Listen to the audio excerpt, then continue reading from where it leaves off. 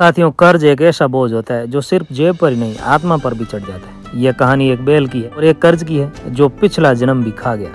आप सुन रहे हैं मास्टरपीस हिंदी ब्लॉग, जहां हर कहानी कुछ सिखा जाती है। एक आदमी था, वह पशु पक्षियों की बोली समझता था। एक बार वह अपनी गरीबी के कारण एक सेठ से रुपए उधार मांगने गया। सेठ का गांव 4 कोस दूर था। वहां पहुंचते पहुंचते उसे शाम हो गई और अंधेरा हो गया। सेठ बोरगत का काम तो करता था, यानी रुपए पैसे उधार लेन देन का काम तो करता था, लेकिन स्वभाव का बड़ा ही सज्जन था। रुपए देने के बाद भी किसी को तंग नहीं करता था। ब्याज की दर भी अन्य बोरगत काम करने वालों से बहुत नीची या कम रखता था। रुपए मांगने वाला आदमी जब सेठ के यहाँ पहुंचा तो बाकी मुनीम गुमास्ते अपने अपने घर जा चुके थे।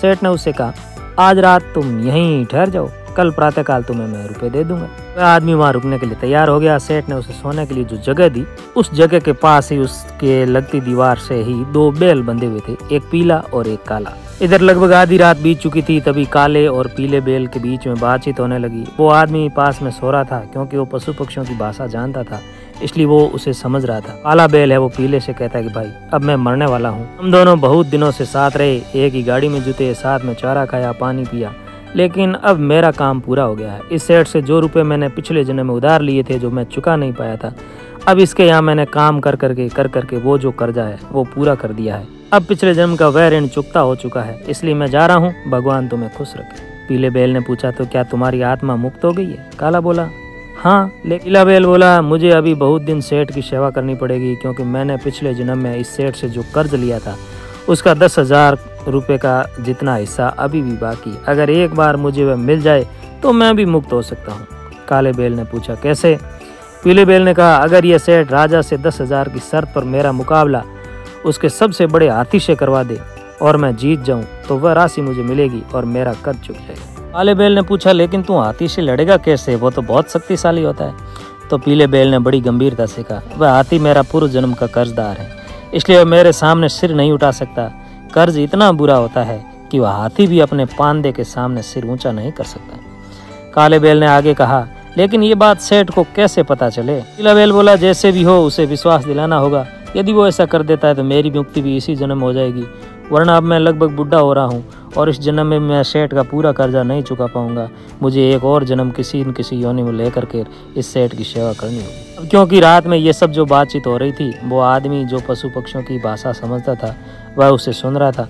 सुबह उस आदमी ने सेठ से कहा, सेठ साहब, रात को आपका काला बैल मर गया है, पर उससे पहले एक बहुत लाभ की बात बता कर गया है।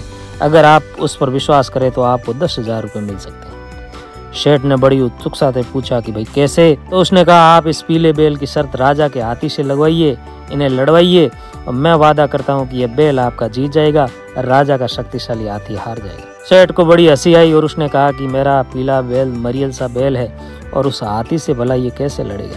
फिर पूरा विश्वास दिलाने के लिए उस आदमी ने कहा कि मैं वैसे तो आपसे कर्जा लेने के लिए आया हूँ, लेकिन यदि ये बैल आपका उस हाथी से हार जाएगा तो राजा को देने के लिए 10,000 रुपये आप दोगे, लेकिन वो मेरी उधारी में रहेगा, मैं वो कर्जा चुकाऊंगा।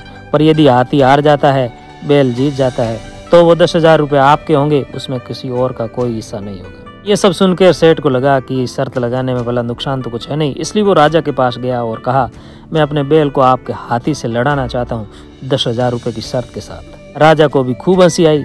क्या तुम भांग पीकर आए हो? मेरा मदमस्त हाथी और तुम्हारा ये मरियल सा बैल, क्यों अपनी लोग हंसाई और जग हंसाई करवाते हो? सेठ बोला, राजा साहब, अगर बनिया नशे में भी कोई शर्त लगा लेता है तो हारने पर उसका भुगतान करता है। मैं रोज वाल्मीकि रामायण की कथा सुनता हूँ। कल ही सुनने को मिला, कर्जा भला न बाप का। मैं ये शर्त हार गया तो रुपये अवश्य दूंगा। राजा ने खुशी खुशी शर्त को स्वीकार कर लिया। अगले दिन अखाड़ा तैयार हुआ। बैल और हाथी आमने सामने आए। जैसे ही उनकी आंखें चार हुई, हाथी का सिर नीचा हो गया, बैल झपट्टा और अपनी धूम दबाकर हाथी भाग निकला। राजा को बड़ा आश्चर्य हुआ। भीड़ ने तालियां बजाई और घोषणा कर दी कि सेठ का बैल है वो जीत गया, राजा का हाथी है वो हार गया। राजा का हाथी जंगल की ओर भागा और वहीं जाकर सांस ली। इधर सेठ को 10,000 रुपये मिले। वो शर्त के 10,000 रुपये लेकर घर लौटा। लौटते वक्त उसने सोचा कि इसमें से कुछ हिस्सा जरूर उस आदमी को भी दूंगा। लेकिन सेठ अपने घर पहुंचे उससे पहले ही वह आदमी जो वास्तव में कर्ज लेने आया था वह अपने घर जा चुका था, क्योंकि वह भी जान चुका था कि कर्ज लेने का कितना बड़ा दुष्परिणाम होता है। और ये कहने की जरूरत नहीं कि सेठ का वह पीला बैल उसी रात मर गया, क्योंकि उसने भी अपनी मांग है वो पूरी कर दी। साथियों, ये कर्जे पर आधारित एक छोटी सी लोक कथा थी। वैसे हमारे यहाँ ये कहावत भी है कि ब्याज रात में भी नहीं सोता है। तो जितना संभव हो सके कर्जे से बचिए और अपने जीवन को